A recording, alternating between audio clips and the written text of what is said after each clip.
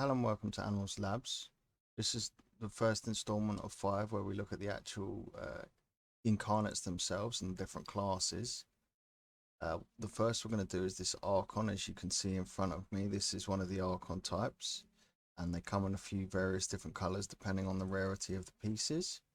Some background on the Archon: he's supposed to be like a rift maker. He makes rifts that you can use to do damage or teleport or heal from.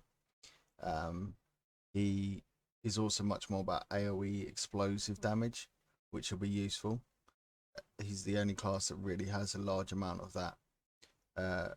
When I'm going through my builds, I'm not going to look at the specific abilities. I'm going to hand you off to Blue Bear to be able to do that, but I thought I'd give you some example builds, both of the early game and of the late game, where we can learn from. So I've got a late game build here.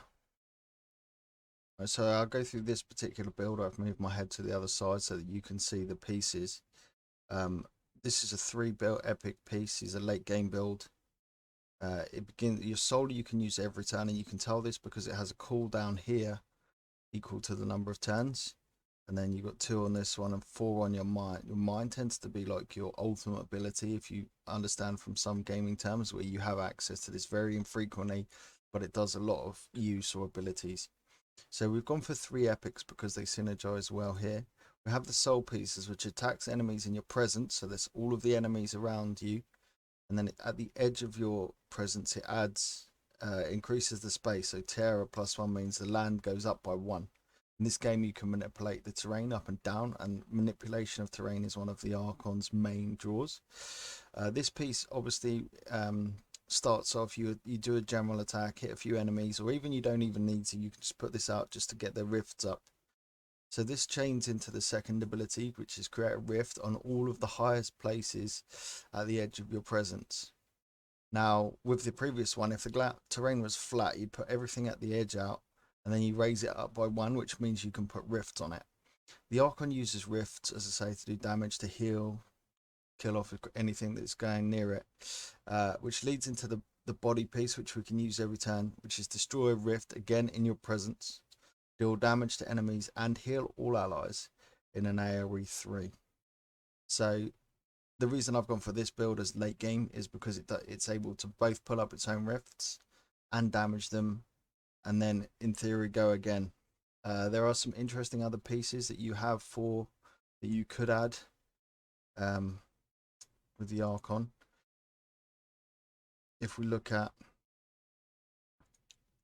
Supernova, for example, this can actually be fitted into any build late game.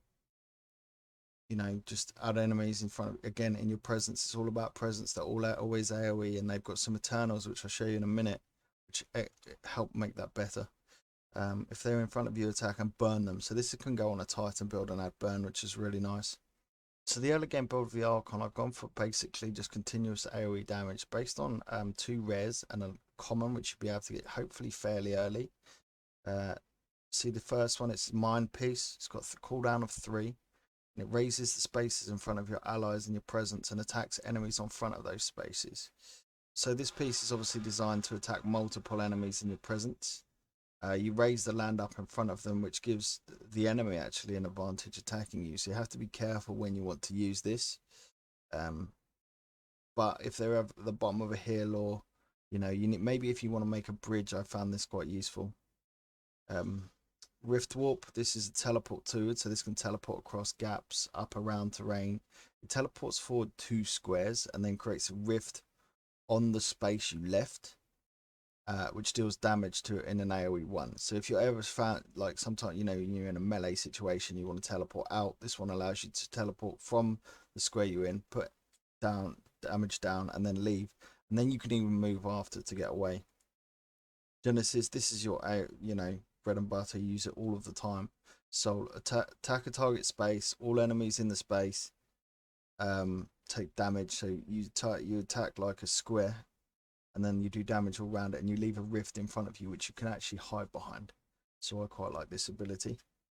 So these are the Eternals of the Archon, and each when you have an ability equipped, you have the ability to add Archon Eternals to that particular piece. Some of the interesting ones I'll just point out for you, you can enjoy and look at.